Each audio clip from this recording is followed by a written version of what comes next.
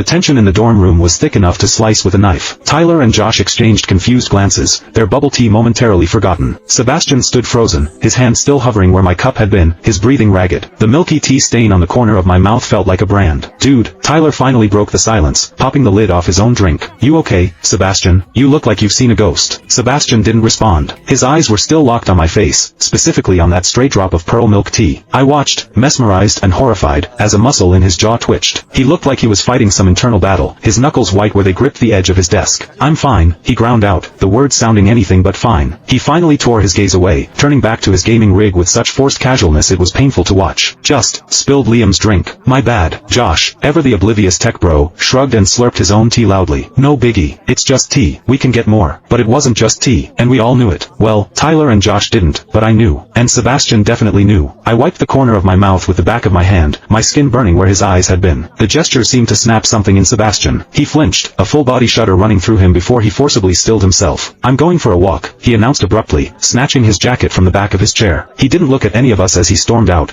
the dorm door clicking shut with a definitive sound. Silence descended again, heavier this time. What the hell was that about? Tyler asked, turning to me. Did you two have a fight or something? No, I said, my voice sounding strange to my own ears. I stared at the beautiful glass tumbler in my hand, the purple lavender flowers seeming to swirl more intently under the fluorescent lights. No fight. He's just been weird today. Weird is an understatement, Josh chimed in, already distracted by his laptop. He sprinted to the bathroom like 3 times. Maybe he ate something bad. If only, I thought grimly. I placed the cup carefully on my desk, as if it were a live explosive. The connection was undeniable now, and terrifying in its implications. Every sip, every suck on the straw, every touch of the cup. Sebastian felt it. How? Was it some kind of curse? A bizarre neurological link? It sounded like the plot of a bad porno, not real life. And the worst part? The part that made my stomach clench with a confusing mix of guilt and illicit thrill? His reactions weren't of pain. They were of pleasure. Extreme, overwhelming, barely controlled pleasure. My crush on him, which I'd kept carefully locked away for 4 years, suddenly felt like a caged animal rattling its bars. Seeing him so utterly unraveled, so vulnerable and raw, was doing things to me that were entirely inappropriate. He was clearly suffering, or at least struggling, and here I was, getting hot under the collar just thinking about the sounds he'd made behind the bathroom door. I'm gonna head to the library, I mumbled, grabbing my backpack. I needed space. I needed to think without the scent of Sebastian's cologne and the memory of his flushed skin fogging up my brain. I left the tumbler on my desk. I didn't dare take it with me. The library was my sanctuary, but tonight it offered no peace. I sat in a secluded corral, textbook open and unread, and pulled out my phone. My thumbs hovered over the screen. A desperate, stupid idea was forming. I opened my browser and typed, my fingers clumsy, object linked to person physical sensation. The results were a mix of new age magic forums, fringe psychology articles, and fanfiction tropes. I scowled and tried again, sympathetic magic object connection pleasure pain.